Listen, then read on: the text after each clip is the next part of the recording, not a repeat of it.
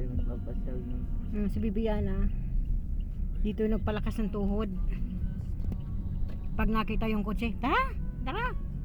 Yan ang unang words na kuwan niya, nasabi tara.